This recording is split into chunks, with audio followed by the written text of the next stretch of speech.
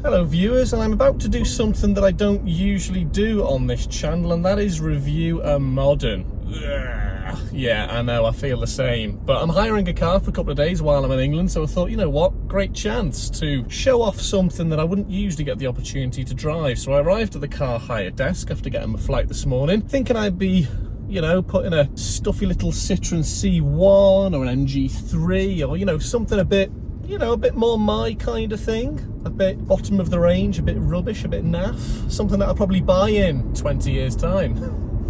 But I got chatting to the lovely girl on reception, and she said, you know what, I'm going to upgrade you. We got a lovely Mercedes A-Class AMG, which is what I'm in now.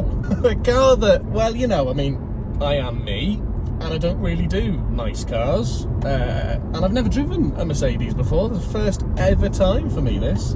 It is a lovely car. Let me just get that out of the way straight away. What a lovely machine this is. Now, I haven't had time to do any research. As you'll all probably know, if you've ever hired a car before, they don't come with handbooks or user manuals or anything like that. So I'm actually not too sure what the engine situation is. I know it's a petrol. It says it on the key. So I've driven it probably about 100 miles so far today. Lots of motorway driving, some town and city driving. It's an automatic. And you know what? I'd forgotten, since I owned my lovely Volvo estate, just how lovely it is to drive an automatic. It's absolutely effortless. I know sometimes you want to just pop it into gear and put your foot down at the lights or whatever, but I like a nice, serene, comfortable drive. I'm not one for putting the foot down, really. So this is perfect. It's really, really nice. And yeah, apologies for the sort of face-on camera angle. It's the best I can do. There's lots of gubbins in here. It's a relatively low roof line, so there's glass. But I mean, if I set up my little phone tripod, it's going to be kind of looking kind of there. So this will do for now. I've got this car for 3 days. Basically, the idea of this video is just to kind of give you, the viewer, an idea of what it's like to own one of these. 3 days is a decent enough time to kind of get to know the basics of a car and how it feels, and to develop an instinct as to how you might get on owning it. What was that bleep for? Done it again. What's that? Oh, I see what that is. That's clever. So it's telling me that I'm going too quickly, because this is a 70 stretch, because it's a motorway. It's a British motorway, and it's 70 mile an hour stretch, and I'm doing, what, 73, 74. I was doing a little bit more a minute ago. Let's be honest about it. So that's interesting for safety. I've also got a little red triangle because I'm relatively close to an Audi A3 convertible in front of me. Let me just come off the power and let that thing stretch it. And now it's gone away, so it's got a distance buffer system thingy. You can tell I'm very well versed in the technology in modern cars. Looks like it's got lane assist here or something like that as well. I haven't owned a car that's got all these gizmos. Let's see how I get on with them. Please excuse my my chin. I've had to remove you from my phone mount because I needed to use the sat-nav. This thing has got sat-nav built in, but it looks like you need a degree in astrophysics to set it all up, so I'm not going to bother for the 3 days that I've got the car. I am currently on top of the, I think, is it called the Fellwall Viaduct?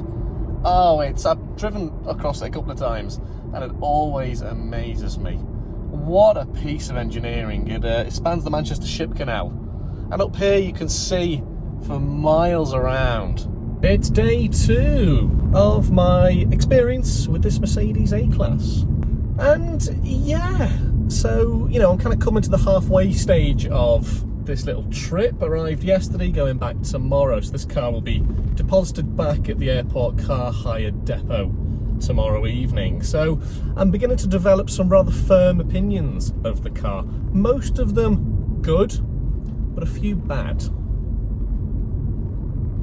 I think it's fair to say we'll start with the bad ones, get them out of the way. The bad stuff pretty much all relates to the technology on the car, unfortunately. Now, I get it. I understand why it's there. It's for safety. And I can't knock any car manufacturer for making cars safe. That would just be ridiculous for me to be knocking them. But I think there's too much tech on this car. When I drive a car, I like to feel like I'm in control of it.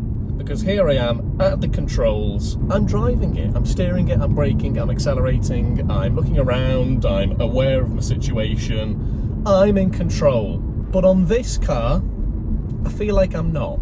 I kind of feel like I'm only here because I have to be. I'm only here because I'm going on a journey. Now, obviously that's not true, the car still needs to be driven, but I don't feel like that. There have been multiple occasions on the different trips that I've been doing where, for instance, I've been on a motorway going to overtake, and the car thinks I'm getting too close to the car in front. Now, look, I probably am, but I'm in the process of getting close and going past them. So the car automatically brakes, and it's actually doing it now. There's a rather fetching 2005 Toyota RAV4 in front of me here, wish you could see it. I'm not on the brake pedal, but the car is braking for me.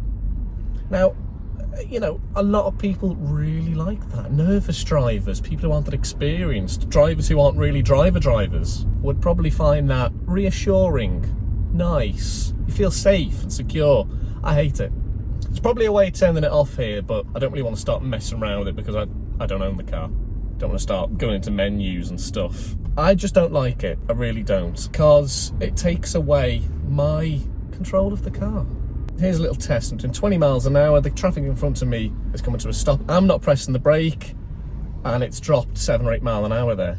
I mean, like, I'm smiling because it's amazing technology. It really is fantastic technology, and I would imagine around the world it saves many lives. But I know when to brake. I can see the traffic ahead of me. I know when I have to put the brake pedal down to apply the brakes. I don't need it, just don't. To counteract that negativity, I'm going to throw some positivity in, and I have to say, I love this interior. I didn't think I'd be into screens and all touch things because, of course, I love old cars and I was born in 1926, according to a lot of my mates. But this is fantastic. It's brilliant. Now, again, if you want to be nitpicky and a bit negative, there's too much here. There is too much. It's a car. You don't need all this in front of you, but it's here. And it's fantastic. I really like these digitized clocks here that show speed and my rev counter. I think they're fantastic. Look, me being me, I prefer proper clocks, but these are really good. It's now a little bit later in the evening, so yeah, that is so annoying. There was a car that had stopped and it beeped me when it had stopped and I was going past it. No need for that. That's when it annoys me. But yeah, it's a little bit later in the evening, sun's a bit lower, so that's why the sun visor's slicing my head in half on the camera. Yes, I'm going to continue with what annoys me, because I'm in a bad mood after it did that. No need for it. Although I do have to say, with the sun dropping and getting a little bit gradually darker, you do get a lovely blue hue, a blue ambiance, and the lovely kind of blue strip lighting around. That's very nice, so maybe it's softening me up again, I don't know. Yes, the controls here for the electric windows, too far back. I've got to pull my arm back here, and it doesn't sound like much, but it is annoying. In place of where they should be is a big grab handle for opening and closing the door. That is good, actually, I have to say. I have to give that to them. Let's have a proper good look around in here. This is my final day with the Mercedes, so I just thought I'd give you a little daytime tour of the interior. There is my infotainment system, and it's foot on the brake, as long as you've got the key on you, and then the engine start button, and it should fire up. Here, there we go, got the ridiculous music again, let me get rid of that. So just to show you here, then you have to put your foot on the brake again, and it's this little toggle here for reverse, press the button in for neutral, and it's down for drive. You see, so I'm just going to stop it there because I'm in quite a nice spot here. And here is then the, now look, I mean, I haven't messed around with any of these, all these buttons. Haven't really done an awful lot with this screen, there's different there's apps, all that. Look, that's got nothing to do with me. That is just, I'm just going to leave that. Hire car, don't want to get messing around with it. These vents are rather interesting though, so you turn them off, and then on, or it could be the other way around, but anyway, they then allow air to blow in. Here is the glove box. It's quite big actually, and it is felt lined. Something else that I love is the amount of cubby space and storage area. Oh, what did I do there? Some music on again. Just be quiet. Ah, that's what I did. There we go, the little volume button. Ah, that makes sense. So we've got 2 cup holders here, excuse the mess. They need to be significantly deeper, I think, especially for small bottles. But for cups of coffee and cups of tea, perfect. We've got a little USB-C charging point there. This is a contactless, or a wireless, sorry, charging pad. This little tray here, this thing here pulls out. This little rubber mat pulls out. I'm not going to do it now because I haven't got long enough nails. It doesn't quite fit an iPhone though, one of the newer ones, which is unfortunate. And then the big storage area is in here. Look at that. And again, felt line. It actually goes quite far down. Look, bit of an overhang for this section here with the other two USB-C outlets. It closes quite nice as well, doesn't it? And something that is very important to me is storage space in the door pockets. And these storage bins are pretty flipping big, and they go back a little bit, and big enough for a chunky bottle of water there. Also got heated seats, which are of no use in the summer, but I'm sure they'll be very nice in the middle of December. Let's get in the back then and have a look and see what it's like. It's the first time I've been in here, actually. One thing I'm going to comment on straight away is, you know what, I love this kind of felt door card material. That's flipping lovely, and it's actually on the seats as well.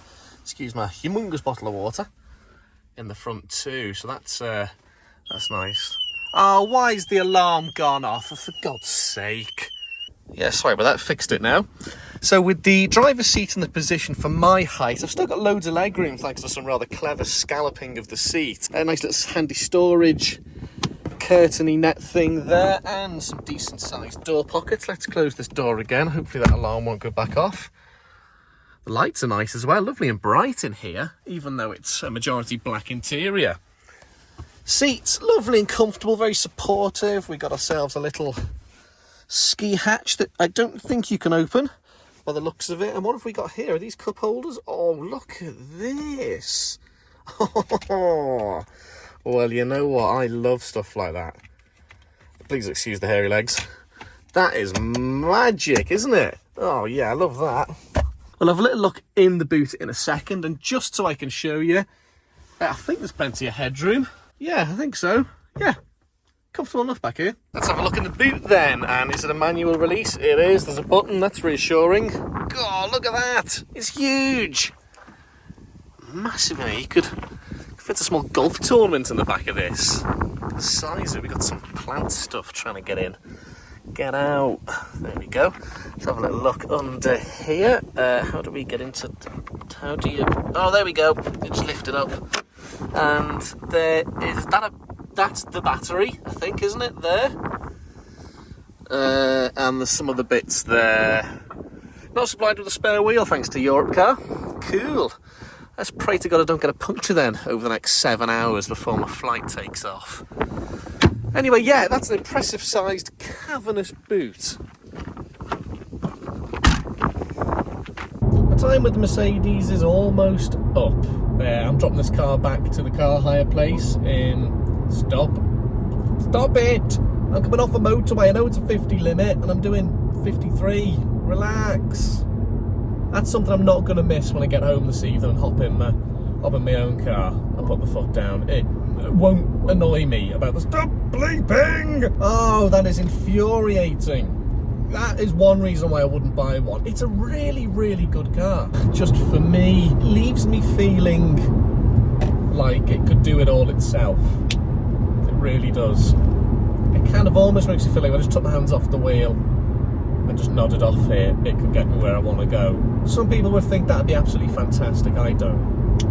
I enjoy driving. I enjoy cars. I want to be in control of a machine, not it in control of me. And that's kind of how I feel with this.